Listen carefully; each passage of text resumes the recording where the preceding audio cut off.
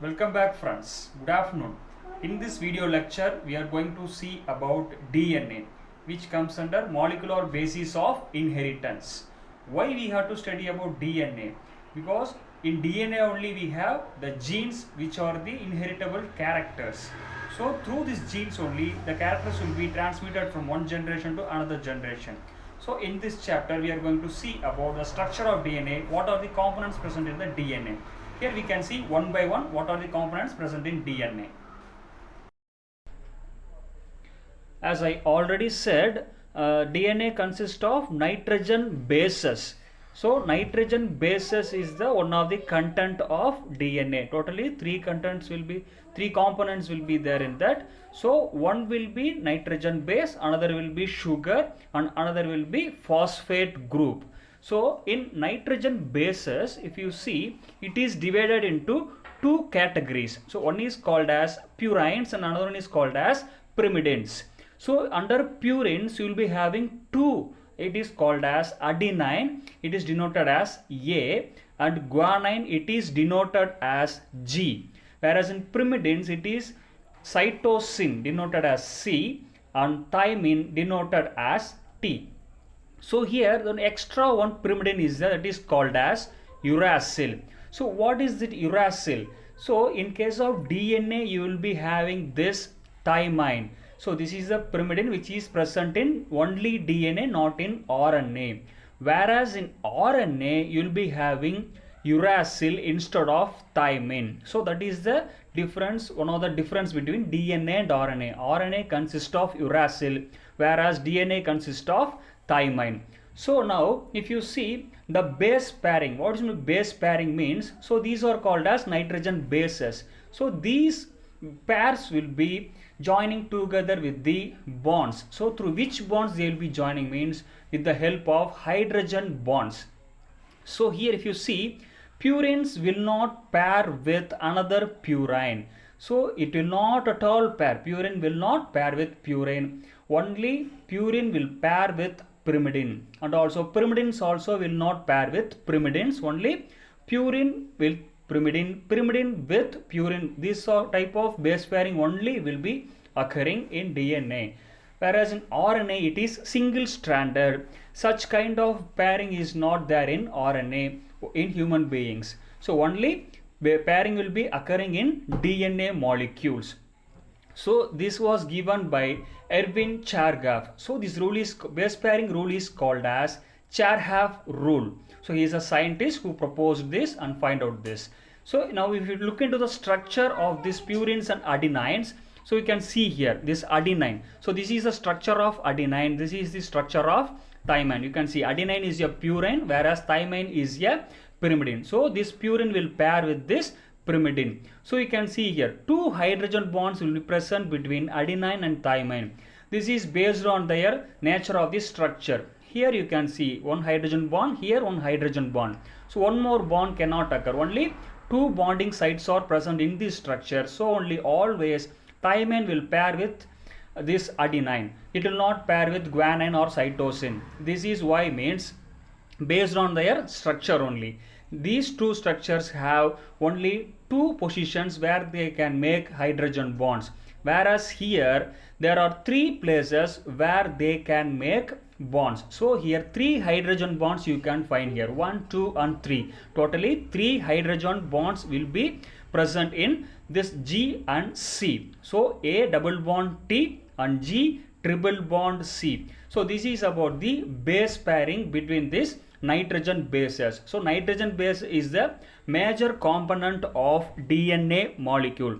Next we will see about the second component, that is sugar molecule in the DNA as well as RNA molecule. If you see here, this is called as pentose sugar. Why it is called as pentose sugar? It consists of 5 carbons.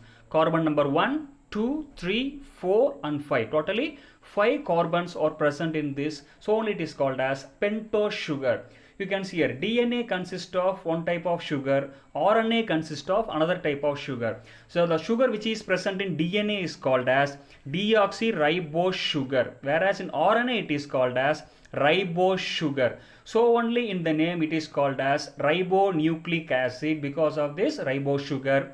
DNA is called as deoxyribonucleic acid because of this sugar molecule called as deoxyribose sugar. What is the major difference between these two is, you can see here, this is the first position and this is the second position. In the second position you can see here, instead of OH you can see only H, whereas here if you see OH in the second position. So here this oxygen has been removed from this OH. So D means removal. So oxygen group has been removed from here. So this O has been removed and becomes only H. So in evolution process, RNA only evolved first molecule and then only DNA has been formed from this RNA. So this is less stable because this is highly reactive, whereas this is highly stable molecule.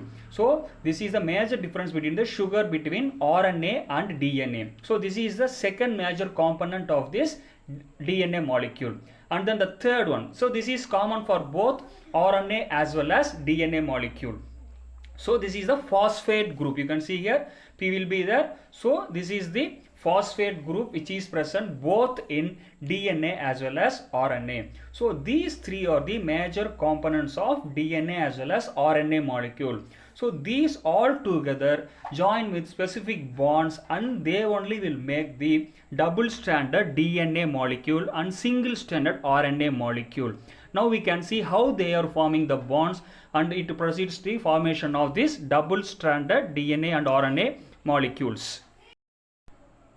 So there are two terms, one is nucleoside and another one is nucleotide. What do you mean by nucleoside? Means nitrogen base plus sugar molecule. As I already said, there are three components of this DNA molecule. So in this, only two components will be forming bonds. So one is nitrogen base, another one is sugar. So these two will be forming bond. So that bond is called as N-glycosidic linkage. So you can see here this adenine molecule, that is a nitrogen base, pairs with the deoxyribose sugar molecule. Where it joins means in the first position, that is first prime carbon position. So this is the first position of this sugar. So in this location only this adenine will be going and joining and the bond formation will be occurring in this first position of this deoxyribose sugar, and the bond is called as N-glycosidic linkage. And then this is called as deoxyadenosine. In short form we can say it as small d capital A. Similarly you can see here deoxyguanosine, deoxycytidine and deoxythymidine will be there. So all these nucleosides will be present in DNA molecule, whereas in RNA molecule it is different. We will not say as deoxy, we will be saying only as adenosine, guanosine, cytidine and uridine. Why we are not saying deoxy means, in the case of RNA, as I already said, you can see here it has OH group. So it is not deoxyribose, it is ribose sugar. So only we will not add deoxy here. And one more change you can observe here. Here it is deoxythymidine, it is uridine. As I already said, DNA consists of thymine, whereas RNA consists of only uridine. In this case, here the base, in this base you can see uridine, cytidine, guanine as well as adenine will be there. So these are all the changes between this DNA and RNA nucleosides. Next we can see about nucleotides. In nucleotides, if you have seen, the another extra group will be there, that is called as phosphate group. So all the three components you can find here, nitrogen base, sugar and phosphate, all three together it is called as nucleotide. And we can also say it is like nucleoside plus phosphate. Nucleoside means nitrogen base plus sugar, and if phosphate adds to nucleoside it is called as nucleotide. Individually if you say it is nitrogen base, sugar and phosphate. And if you can see the structure here, so this is the nitrogen base. For example, here I mentioned adenine, it bonds to the 1 dash, that is first position of the deoxyribose sugar. And here you can see this CH2, this is the fifth carbon of the deoxyribose sugar. So in the fifth position you can see here the phosphate group will be going and joining. So this bond between this phosphate group and sugar is called as phosphoester linkage. So this is called as glycosidic linkage. This is called as phosphoester linkage. So here we call it as deoxyadenosine monophosphate. Similarly, for all other bases, we will be calling as deoxyguanosine monophosphate, deoxycytidine monophosphate, deoxythymidine monophosphate. And then in the case of RNA, it will be different. As I already said, we will not add deoxy. It is called as adenosine monophosphate, guanosine monophosphate, cytidine monophosphate, uridine monophosphate. So here up to now we have seen three bonds. The first bond is between the adenine, guanine, like thymine, cytosine. The four bases are there. Between the bases, the bonds will be hydrogen bonds. Between nitrogen base and sugar, it will be N-glycosidic linkage. And between sugar and phosphate, it is called as phosphoester linkage. So these three bonds will be joining together and they will be building up this nucleotide. And next we can see about this dinucleotide and then polynucleotide. Dinucleotide you can see here. So this is the first nucleotide. You can see this is the base, for example adenine. So it bonds with this sugar molecule, that is deoxyribose sugar, and then sugar molecule will be binding with this phosphate group. So phosphate, sugar, and then you'll be having the nitrogen base. So these three together it is called as nucleotide. Similarly here also, like base you will be having, sugar you will be having, and then phosphate group. So this is the second nucleotide. The first nucleotide and the second nucleotide will be bond formation will be occurring between these two nucleotides. After bond formation it becomes the dinucleotide. How the bond formation will occur, you can clearly see here. In phosphate group there is OH here, and here you can see in sugar there is one OH. So from sugar one hydrogen will be removed, from phosphate group one OH will be removed. So the water molecule will be removed from here and the bond formation will be occurring between this phosphate group and the third position. Actually this is like first, second and third. Between the 3' carbon and phosphate there will be bond formation. So this is called as phosphodiester linkage. Whereas here it is called as phosphoester linkage, whereas only one phosphate group will be attached. Whereas here you can see here one phosphate group only attached, but two bonds are there. So here as well as here. So in two places it has been attached to the sugar molecule. Here it is in the 3, that is 3' position, whereas here it is 5' position. So fifth carbon as well as third carbon. So third carbon of the deoxyribose sugar, fifth carbon of the deoxyribose sugar. So the phosphate group will be attaching. So this kind of bond formation is called as phosphodiester. So di means two. So here two ester bonds are there. So only it is called as phosphodiester linkage. So now you can clearly see that dinucleotide has been formed. Similarly what happens, it will be continuing again. Here you can see OH group is here. Similarly you can see here the OH group is here. So another one phosphate will be coming and joining here. So that will be another nucleotide and another nucleotide. It will be going on like this. Numerous nucleotides will be joining together. Then it will be forming the polynucleotide chain.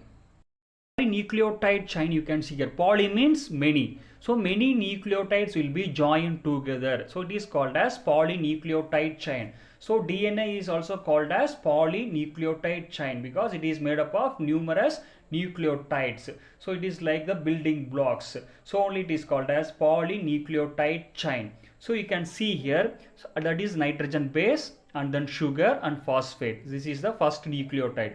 And this is the second nucleotide, and this is the third nucleotide and fourth one. You can see here between the first and second and third, third and fourth, you can see here the phosphodiester linkage is there. So it will be going on like this. So it is called as polynucleotide chain and it is in the simplified form I have mentioned here. So inside it will be having this nitrogen bases. So outside it will be projecting this sugar as well as phosphate. So in the case of DNA, that is polynucleotide chain, you can consider this sugar and phosphate as backbone. So this sugar phosphate is called as backbone of this polynucleotide chain. If these bonds are broken, what will happen? there is no more polynucleotide chain. So they are the backbones of the polynucleotide chain. So further simplified form you can see here like broken ladder, and then it will be in the helical form. So this is single stranded DNA. So similar to this, another one DNA strand also will be formed. These two strands will be joined together to form the double stranded DNA molecule, which is a double helical structure, which was given by Watson and Crick. See here, this is one polynucleotide chain and this is the second polynucleotide chain. So these two polynucleotide chains will be joining together to form the double stranded DNA molecule. So this will be the single strand and this will be the another strand. So two strands you can see in the simplified form. So here this is the single strand and this is the second strand.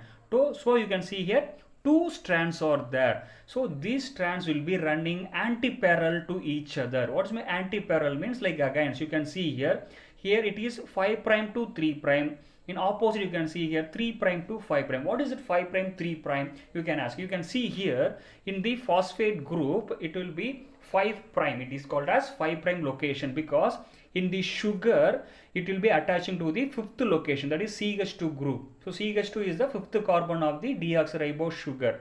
So in the fifth position only the phosphate group will be attaching. So in this end it is called as 5' phosphate group. Whereas here in the bottom you can see here this deoxyribose sugar will be there. In that the 3' will be free.